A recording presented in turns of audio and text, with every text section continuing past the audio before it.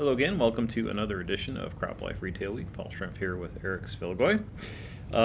Getting the new year kind of kicked off here after kind of saying goodbye to 2016. We're gearing up for a busy first quarter. I've got where are you heading next couple of weeks? Actually, next week I'll be at the Wisconsin Agribusiness Classic meeting up in Madison. And then the week after that, I'll be at the Illinois Fertilizer and Chemical Association annual meeting in Peoria, Illinois. Peoria. Peoria. Yeah, it's a little tough to say. Well, we reported the coldest place in the planet. No, according to one of our ex-coworkers. Yes. Our ex-coworkers. Yeah. Well, if you've ever done that walk from the Pierre Marquette to the Civic Center in the dead of winter, it can be a little chilly. Yeah. I'll be in a chilly place too. I'm going to London, Ontario at the end of the month for a couple days. Farms.com, our friends, one of our media friends up in Canada, has a precision conference, which is actually really terrific. Brings a lot of interesting, compelling individuals there. Canada's really strong when it comes to precision adoption, especially with growers and consultants. That's a really strong precision base. So there's some good kind of object examples of precision adoption when we get up there in terms of who's doing what, technologies are being used. So if you're happen to be in Canada or nearby, it's probably worth a look. See if that's something you'd want to attend.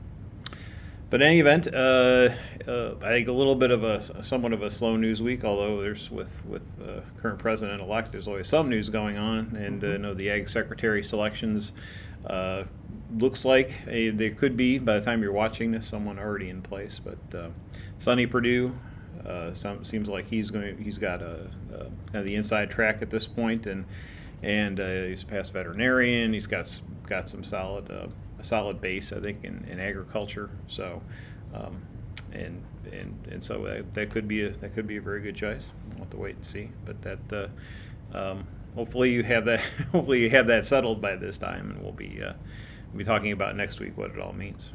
Very good.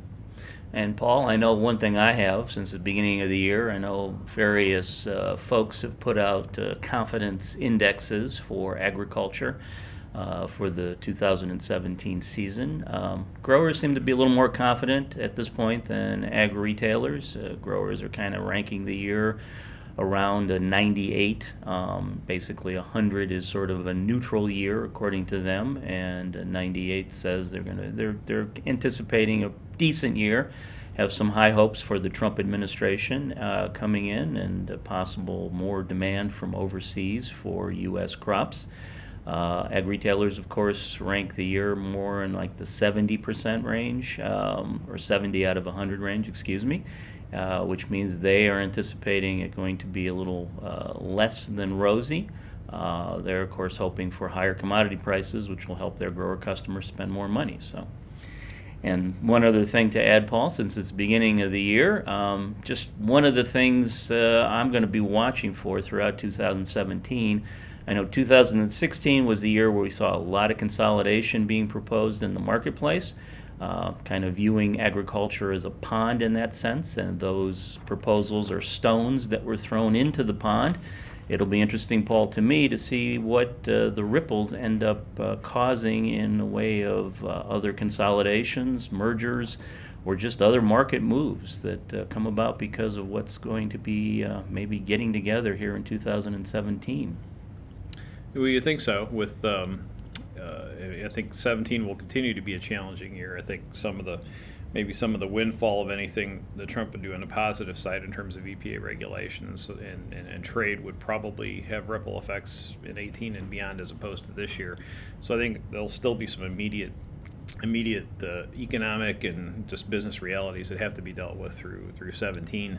Some more washing out of land values and things like that. So it's to be seen, but I think retailers are a little more on target with it being more of a challenging 17, with possibly some optimism coming into 18 by the end of next year, or by the end of this year rather. Well, we'll have to see. All right, well, that's it for this edition of Crop Life Retail Week, and we will see you next week.